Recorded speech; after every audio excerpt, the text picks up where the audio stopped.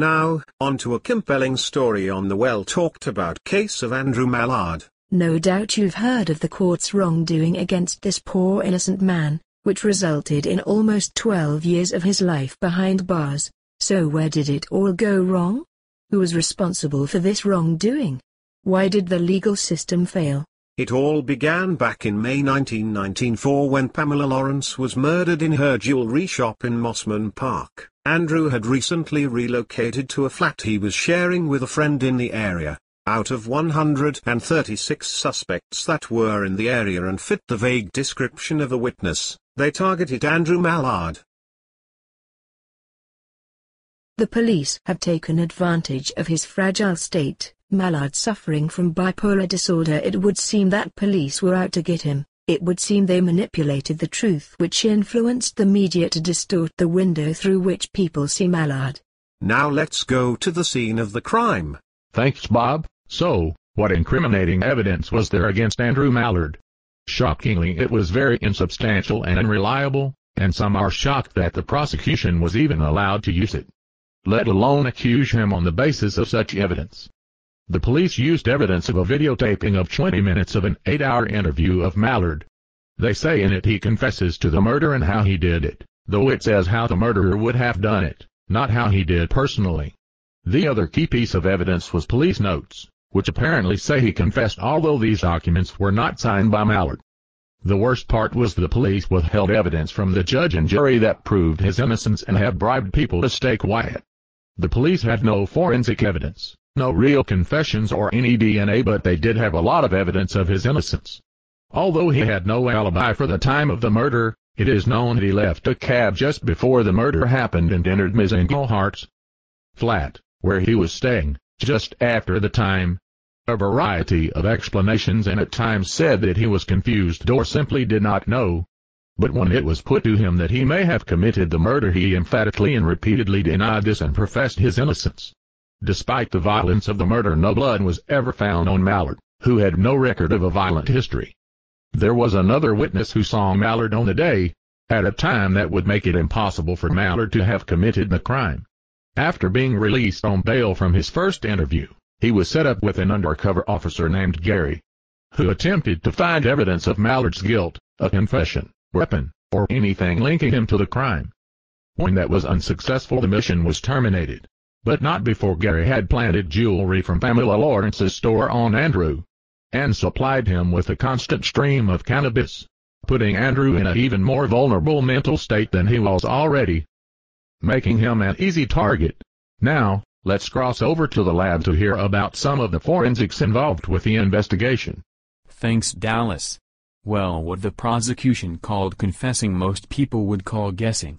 Andrew was even talking in third person. So, how do we know this to be true? How can we be sure these weren't facts only a killer would know, mainly because Mallard's ideas were grossly improbable and inaccurate? Yet this was hidden from Mallard's defense team. One of his ideas was that the killer had washed his clothes in the river to confuse forensics and dispose of the weapon, yet testing was done on all his clothes and no traces of blood or salt water were found in any of them. He also guessed that the weapon used was a large wrench found in the shed. But testing was taken on the pig's head,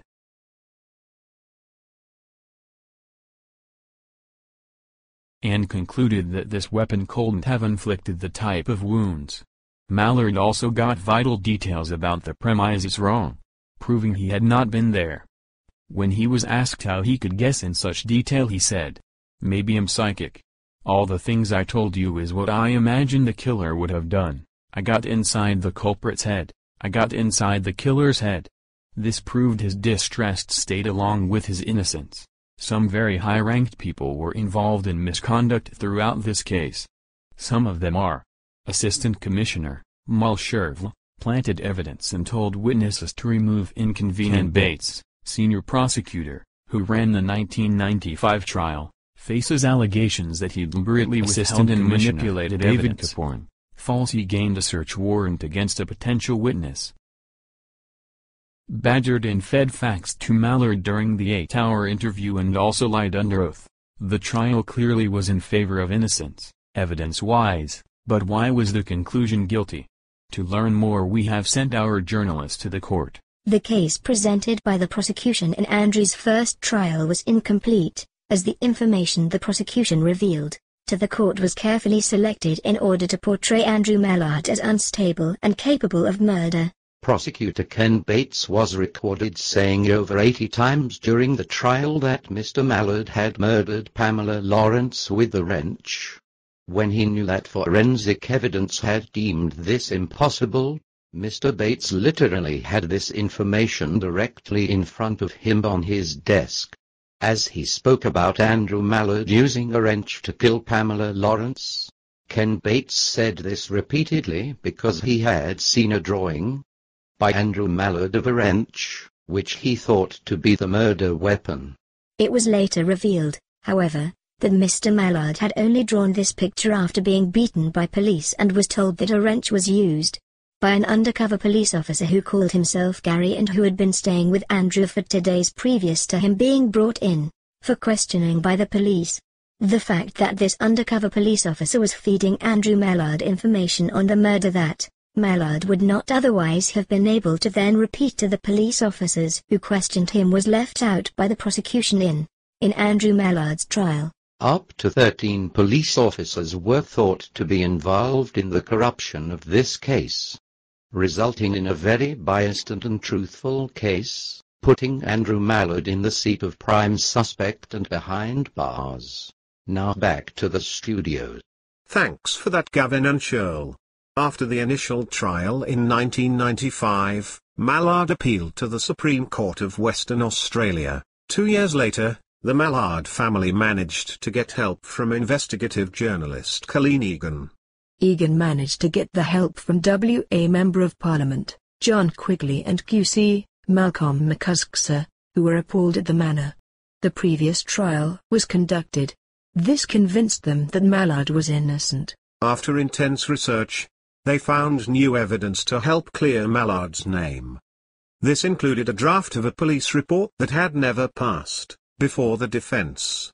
In 2003, the Mallard case returned to the Court of Criminal Appeal, but was, again, dismissed. In October 2004, his legal team were granted special leave to appeal to the High Court.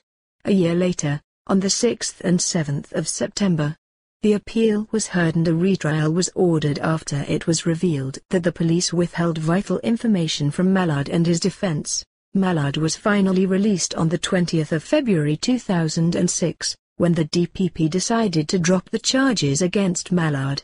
After Mallard's release, DPP Robert Cox said, "The discharge of Mr. Andrew Mallard on this charge does not alter the fact that he remains the prime suspect for this murder." Mr. Cox is now facing action for this statement. Now let's cross over to Miss Egan's office. Hello. I'm Colleen Egan.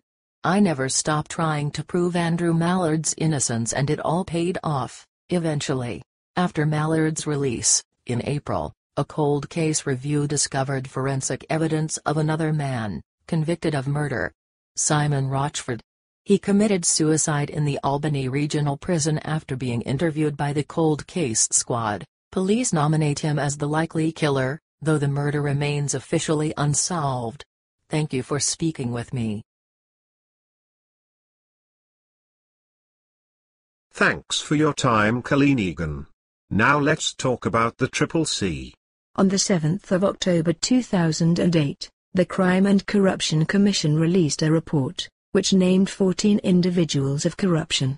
The report stated that not only had evidence vital to the case been altered or left out, Andrew Mallard had been influenced by an undercover police officer to dress in a suspicious way and had been given drugs by the same police officer.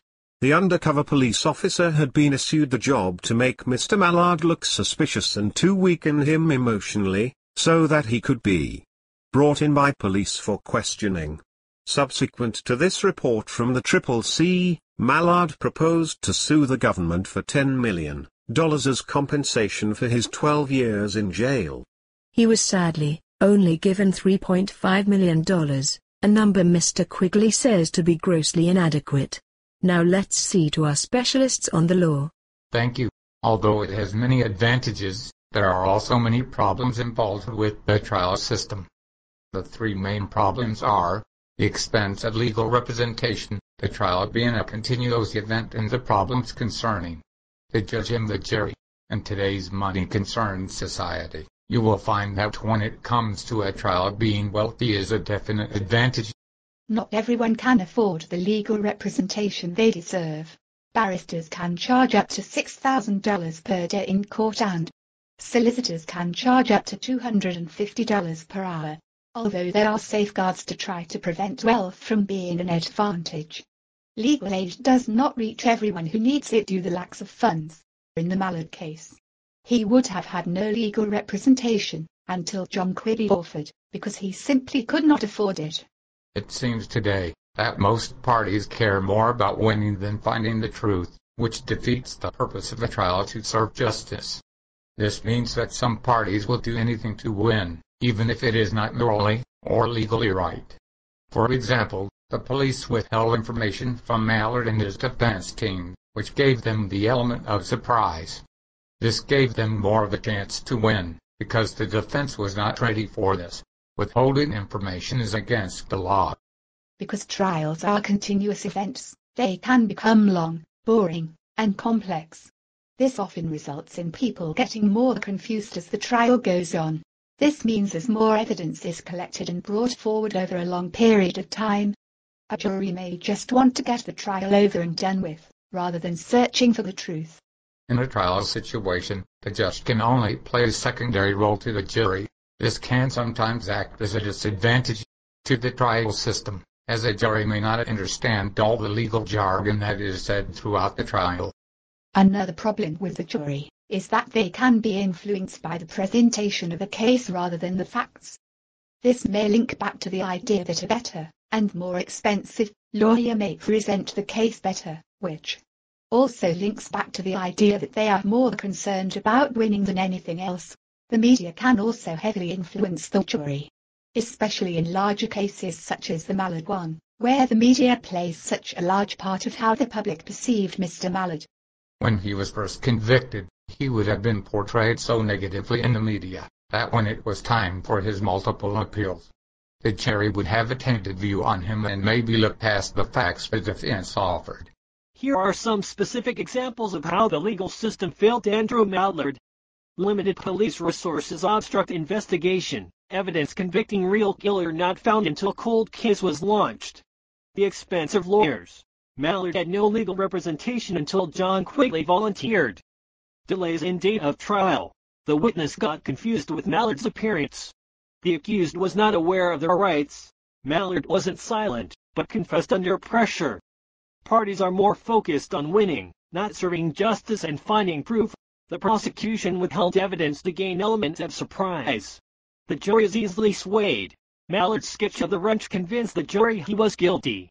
The sanctions were not appropriate. Mallard got sent to prison even though he was not mentally stable. This case has been one of the most important cases of miscarriage of justice and will continue to be remembered in years to come. Although the Australian legal system is advanced and works the majority of the time, it is cases like this that draw attentions to the loopholes in the system. There are safeguards in our legal system that prevent the problems that happen in this case, such as not allowing the withholding of evidence and the rights of people in regards to questioning and gathering information, as this sort of mishap does not happen regularly. To prevent instances like this happening again, there needs to be regular monitoring and continual updating of the legal system to keep up to date with the fast-paced society of today. Eventually justice was served when they released Mallard from prison and discovered the real killer through the opening of the cold case. The truth set Andrew Mallard free. And that concludes tonight's show. Thank you for watching and tune in next week for the mysterious hedge thief.